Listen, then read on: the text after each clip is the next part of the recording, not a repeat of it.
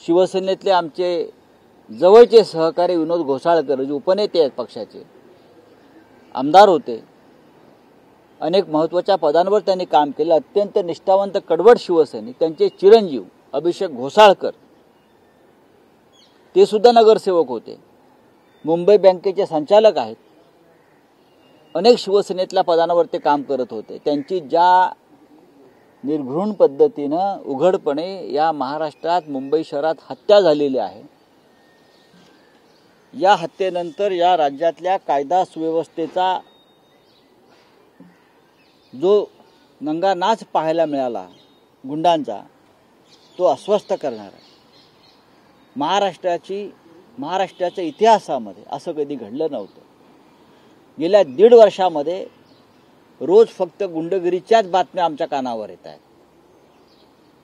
पुण्यामध्ये तो कोणतो मारण्याची हत्या होते, नगर जिल्ह्यामध्ये तिकडले आमदार गुंडगिरी आणि दहशतवाद करून लोकांच्या जमिनी ताब्यात घेत आहेत, राहुरीमध्ये आढाव म्हणून दाम्पत्य वकील त्यांची हत्या झाली अपहरण करून, राहुरी बरं का, अत्यंत गंभीर गोष्ट आहे, कोर्टाच्या परिसरातून त्यांचं अपहरण झालं, आढाव ॲडव्होकेट आढाव त्यांचा पती आणि पत्नी या दोघांची हत्या झाली निर्घृणपणे।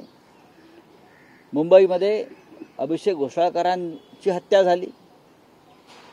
या राज्याचे गृहमंत्री देवेंद्र फडणवीस हे कुठे आहेत? अदृश्य आहेत कुठे? गृहमंत्र्यांनी कुठे असायला पाहिजे? गृहमंत्री विदर्भात भारतीय जनता पक्षाच्या कार्यकर्त्यांना घेऊन चाय पे चर्चा करत शेतावर फिरतायत। चाय पे चर्चा। महाराष्ट्रातल्या बिघडलेल्या कायदा आणि सुव्यवस्थेवर चर्चा कोण करणार? चाय पे चर्चा कसली करताय?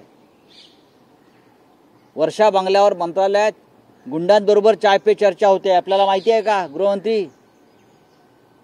ठिकठिकाणी या शिंदे गँगचे आमदार खासदार हे रोज गुंड टोळ्यांबरोबर चाय पे चर्चा करतायत आणि अशा हत्या होत आहेत, अशी अपहरणं होत आहेत।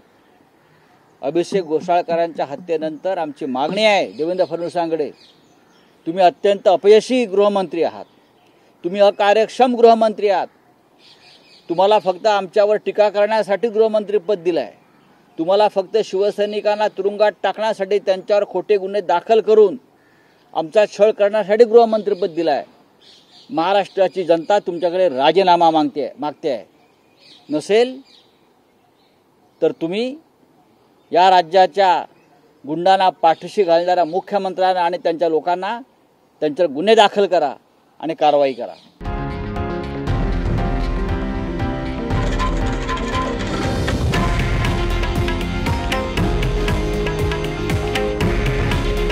हे आहे देशातील नंबर 1 न्यूज नेटवर्क आणि आपण पाहत आहात TV9 मराठी। काळजी तुमची, हित महाराष्ट्राचं।